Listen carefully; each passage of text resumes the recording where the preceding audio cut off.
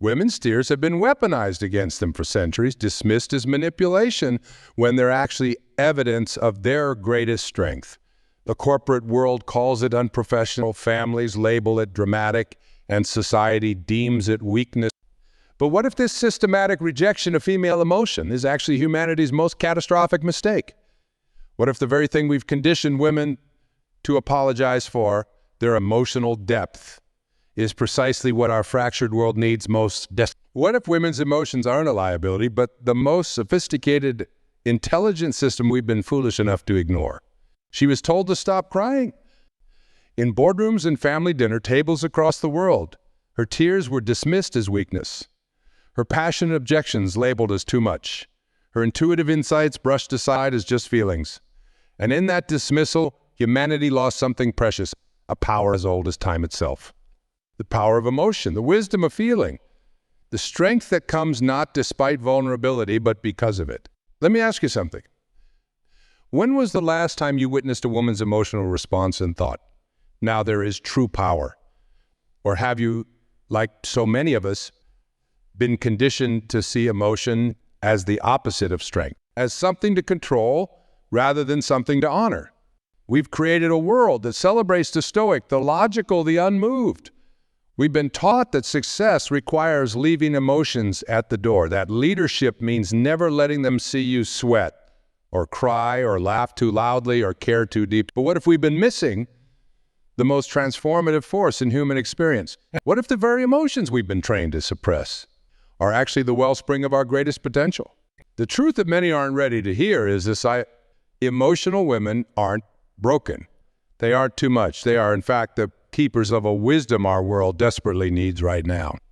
I'm not talking about emotionality for its own sake. I'm talking about the courage to feel fully in a world that constantly demands we numb ourselves. I'm talking about the radical act of showing up with your whole heart in spaces designed to reward only your calculating mind. There was a young executive I worked with, brilliant, accomplished, rising quickly through the ranks of her organization.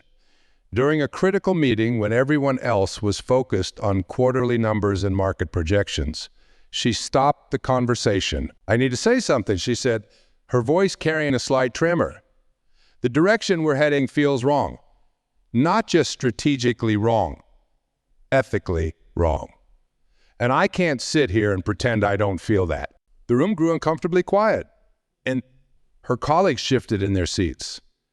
This wasn't in the script. This wasn't how these meetings were supposed to go. But then something remarkable happened. One by one, others began to speak up. "I've been feeling the same way," someone admitted. "I just didn't know how to say it."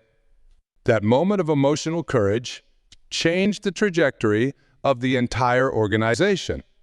The decision they ultimately made, guided by both strategic thinking and ethical feeling, led to their most successful initiative in company history. This isn't a fluke. This is the secret power that emerges when we stop treating emotions as obstacles to overcome and start recognizing them as intelligence to indicate. Your emotions are not distractions from your power. They are the very source of it. Think about the most influential people in your life, the ones who truly changed you. Were they the ones who presented perfectly rational arguments, or were they the ones who made you feel something, who connected with you heart to heart, not just mind to mind? Connection. That's where transformation happens, not in the perfect PowerPoint presentation or the flawlessly logical argument, but in the moments of genuine human contact. And connection is born from the courage to be seen fully, emotionally, authentically. We live in a culture that has trained us to believe that rationality and emotionality are opposites, that one must be sacrificed for the other, that the boardroom has no place for the language of the heart. But this is a false dichotomy that has cost us dearly. It has cut us off from our full range of intelligence. It has taught us to fragment ourselves, that to show up as half-beings in spaces where wholeness is what's truly needed. The emotional wisdom of women isn't some nice but unnecessary addition to real intelligence. It is intelligence itself, a different kind, yes, but no less vital, no less powerful, no less transformative. Emotional intelligence allows us to read the currents beneath the surface, to sense what's not being said, to understand the human dynamics that numbers and spreadsheets can never capture, to anticipate needs before they're articulated, to build bridges where others see only walls. Think about it. What problems are we facing today in our families, our communities, our world that could be solved through pure logic alone? Climate change, poverty, discrimination, political division. None of these challenges can be addressed through cold calculation. They require empathy, compassion, moral courage, emotional wisdom. The very qualities that emotional women have been criticized for possessing are precisely what we need most desperately right now. But here's where we need to get honest with ourselves. It's not just external culture that dismisses emotional wisdom. We do it to ourselves. How often have you apologized for crying? How many times have you said, I'm just being emotional, as if that invalidates your perspective? How frequently have you swallowed your intuitive knowing because it didn't come packaged with spreadsheets and citations? We have internalized the very messaging that diminishes us. We have become our own silencers. More. Your emotions are not something to overcome. They are something to embrace, to refine, to channel. They are the compass that can guide you through the most complex moral and relational landscapes. They are the fire that can inspire others when logical arguments fall flat. There was a community meeting I attended about a proposed development project. The developers came with their data, their projections, their glossy presentations. A woman stood up, a longtime resident of the neighborhood. She didn't have charts or statistics. She had stories. She had memories. She had the lived experience of what this place meant to the people who called it home. She spoke with tears in her eyes about the garden where children learned to grow food, about the corner where neighbors gathered on summer evenings, about the sense of belonging that couldn't be quantified but would certainly be destroyed. The room was transformed. The conversation shifted from abstract metrics to human impact. The development still happened, but it happened differently. It happened with respect for the emotional reality of the community. It happened with heart. That woman's willingness to bring emotion into a space that wanted only data changed everything. She didn't apologize for her tears. She didn't diminish her feelings with qualifiers. She understood that her emotional response contained wisdom that the spreadsheets couldn't capture. What if the feelings you've been taught to hide or apologize for are actually your greatest gifts to the world? What if your emotional sensitivity is not your weakness, but your superpower? I know this path isn't easy. To be an emotional person, especially an emotional woman, in spaces designed to reward detachment, is to invite criticism, dismissal, even ridicule. But I also know this. The world is starving for authentic feeling, for genuine connection, for leaders and thinkers and creators who refuse to fragment themselves at the door. The organizations, communities, and relationships that will thrive in the coming years are not those that continue to worship at the altar of pure rationality. They are those that learn to integrate emotional wisdom with strategic thinking. Those that create space for the full spectrum of human intelligence to shine. And this integration starts with you. It starts with your willingness to show up fully, to feel deeply, to speak from the heart as well as the mind, to honor your emotions as messengers bringing valuable information. When you dismiss your own feelings as just being emotional, you're throwing away data. Important data, you're silencing an intelligence that might be trying to tell you something essential. That sense of discomfort in a situation everyone else seems fine with. That's data, that surge of inspiration that doesn't make logical sense but won't let you go. That's data. That gut feeling about someone that contradicts their impressive resume. That's data. Your emotional responses aren't random. They aren't irrational. They're sophisticated pattern recognition systems built on lifetime experiences, intuitive connections, and values that matter deeply. But like any form of intelligence, emotional wisdom must be developed, refined. It's not enough to simply feel. We must learn to feel skillfully, to distinguish between reactive emotions that might be based on old wounds or fears and the deeper emotional wisdom that comes from a centered present place. This is where many discussions about emotions go wrong. Critics point to reactive emotional outbursts as evidence that emotions don't belong in serious contexts. Advocates sometimes defend all emotional expression as equally valid and valuable. The truth lies elsewhere. Emotional wisdom isn't about giving every feeling free rein regardless of context. It's about developing a relationship with your emotional life that allows you to access its intelligence without being hijacked by it. It's about knowing the difference between a triggered reaction and a genuine intuitive hit, between drama and authentic passion, between fear-based emotion and love-based emotion. The truly emotionally intelligent woman isn't controlled by her feelings. She's informed by them. She doesn't use emotions as weapons or shields. She offers them as gifts, as perspectives, as valuable information that might otherwise be missed. This is the evolutionary edge we're standing on. Not the transcendence of emotion in favor of pure logic, but the integration of emotional wisdom with other forms of knowing. The whole person intelligence that we desperately need to address the complex challenges we face. So what does this look like in practice? How do we begin to reclaim and honor the secret power of emotional women? First, we must stop apologizing for our feelings. Not "I'm sorry, but I feel," but simply "I feel." Not "this might sound emotional, but from my perspective." When you qualify your emotional insights, you're reinforcing the belief that they're somehow less valid than logical arguments. You're buying into the hierarchy that places rational knowing above emotional knowing, when in truth, they are complementary intelligences. Second, we must create spaces in our workplaces, our communities, our families, where emotional wisdom is explicitly valued. Where "how does this feel?" is asked alongside "what do the numbers say?" Where decisions are evaluated, not just for their financial or strategic impact, but for their human. This isn't about creating emotional free-for-alls, where every meeting turns into a therapy session. It's about expanding our definition of relevant information to include the emotional dimension of our collective experience.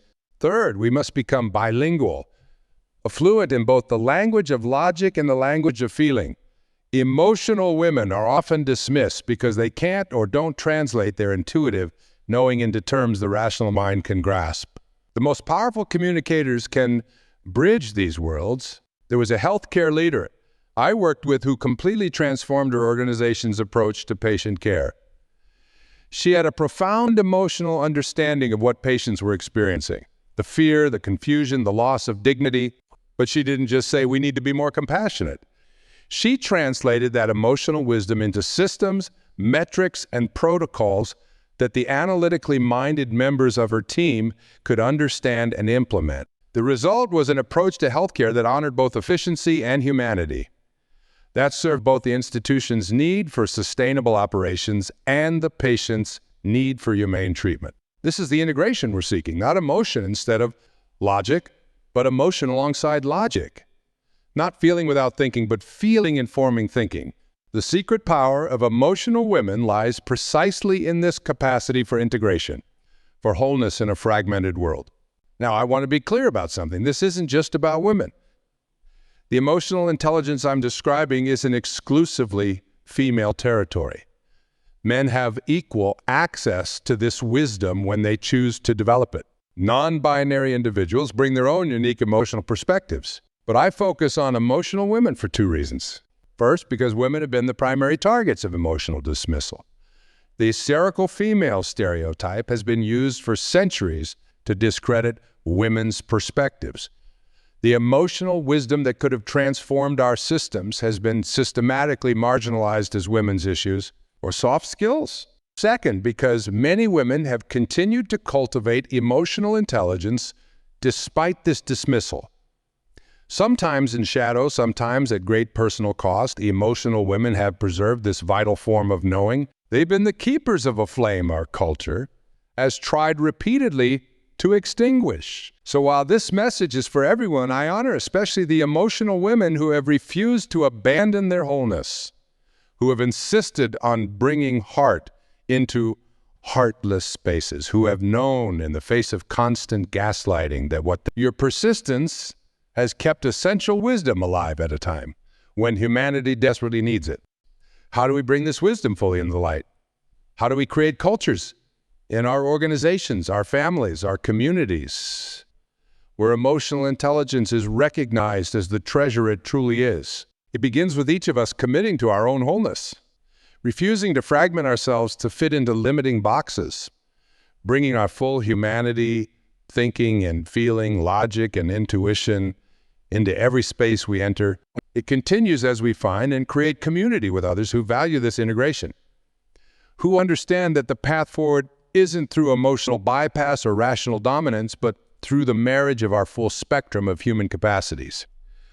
And it culminates as we begin to transform the systems themselves, redesigning our workplaces, our schools, our healthcare, our governance, to honor all forms of intelligence, to create containers that can hold both the brilliant mind and the wise heart. Can you envision such a world? A world where the tearful insight is valued alongside the spreadsheet, where the passionate objection is welcomed as essential information, where the intuitive hit isn't dismissed as woo-woo, but explored as potential wisdom. This isn't some utopian fantasy. It's an evolutionary necessity. The challenges we face today, from climate change to political polarization to technological disruption, cannot be solved through one-dimensional thinking. They require the full spectrum of human intelligence, including the emotional wisdom that women have preserved despite centuries of dismissal. The path forward isn't through emotional suppression, but through emotional sophistication, not through denying feelings, but through developing our capacity to feel skillfully, to translate emotional knowing into actionable insight, to integrate heart and mind in service of the heart. When I speak of emotional women, I'm not speaking of victimhood or special pleading. I'm speaking of leadership, of the courage to remain whole in fragmenting systems, of the evolutionary edge where humanity's future is being born.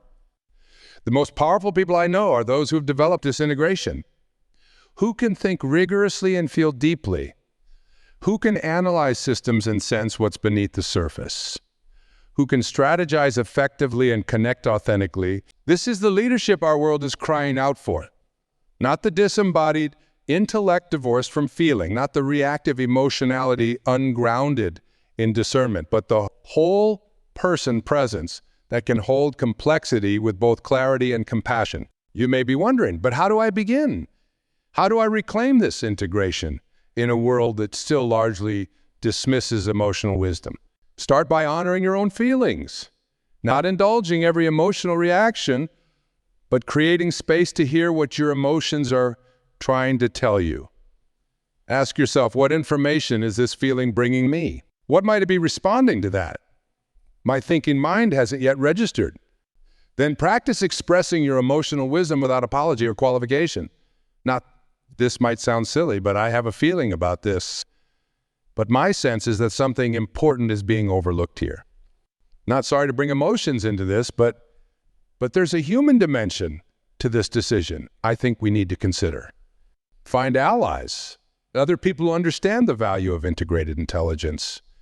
Create communities of practice where you can develop emotional sophistication together, learning to distinguish between reactive emotion and deep intuitive knowing, between drama and authentic passion. And perhaps most importantly, begin to envision and create spaces in your home, your workplace, your community, where the full spectrum of intelligence is welcome, where the question isn't logic or emotion, but what can we learn from both? This is how transformation happens, not all at once, but person by person, relationship by relationship, system by system, through the courage to remain whole in a fragmenting world, through the persistent honoring of wisdom that's been dismissed. The secret power of emotional women isn't really a secret at all. It's a power that's been hiding in plain sight, waiting to be recognized for what it truly is. Not weakness, not irrationality, not too much, but a sophisticated intelligence our world desperately needs. The time for that recognition is now, not because it's nice or fair or inclusive, though it is all those things, but because our collective challenges demand nothing less than our collective wisdom. All of it, the thinking mind and the feeling heart, the logical analysis and the intuitive knowing, especially those of you who have been told your emotions make you less valuable, less professional, less worthy of being heard, are not the problem. You are, in fact, keepers of a solution our world urgently needs. So bring your whole self forward, your brilliant mind and your wise heart, your clear thinking and your deep feeling, your analytical power and your emotional courage. The integration of these capacities isn't just your personal path to wholeness. It's humanity's path to a future worthy of our full potential.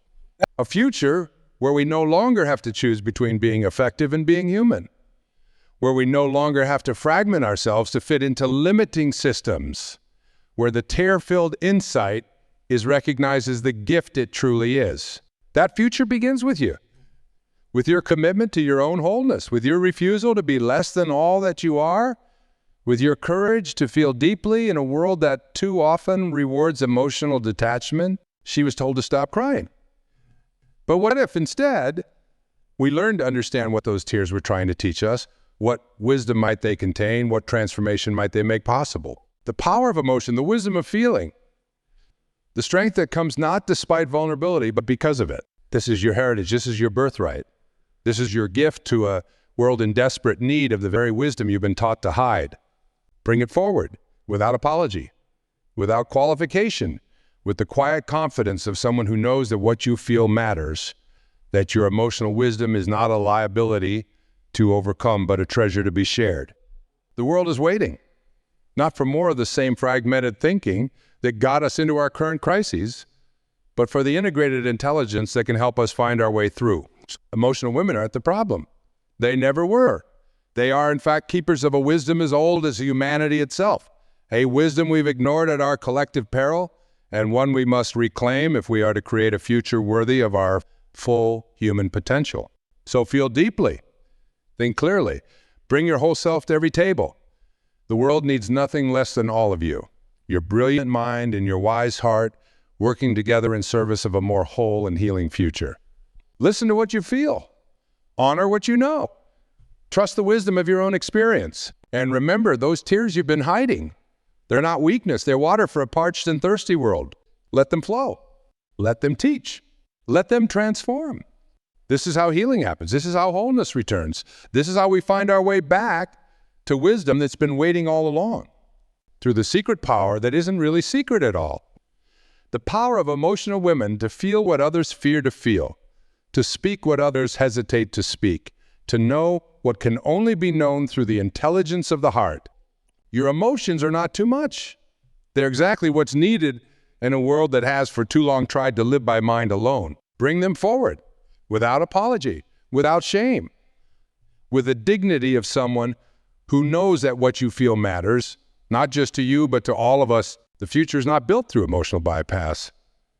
It's built through emotional courage, through the willingness to feel what's real, to speak what's true, to stay present even when it hurts. This is the gift that emotional women have been offering all along, even as they've been dismissed, marginalized, and told to tone it down. The gift of wholeness in a fragmenting world. The gift of heart and heartless systems. The gift of feeling what must be felt if healing is to happen. It's time to receive that gift, to honor it, to recognize that the very qualities that have been dismissed as weaknesses are, in fact, strengths we desperately need. Our collective challenges cannot be solved through one-dimensional thinking. They require the full spectrum of human intelligence, the brilliant mind and the wise heart, working together in service of a future worthy of our highest potential. So bring your whole self forward, your clear thinking and your deep feeling, your rational analysis and your emotional wisdom. The integration of these capacities isn't just a personal path to wholeness. It's humanity's path to a future that works for all life.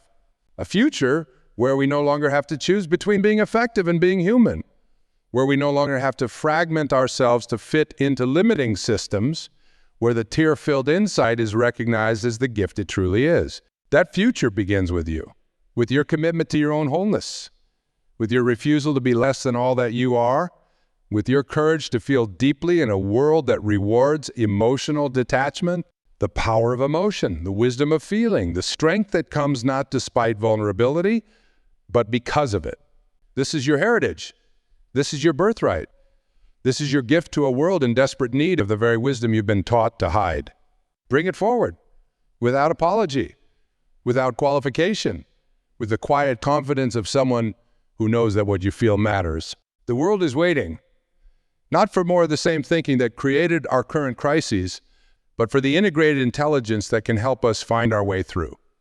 Let your emotions be not something to overcome, but something to honor. Not something to apologize for, but something to offer. Not something that makes you too much, but something that makes you exactly enough for the healing work our world so urgently needs. This is the secret power of emotional women, oh women.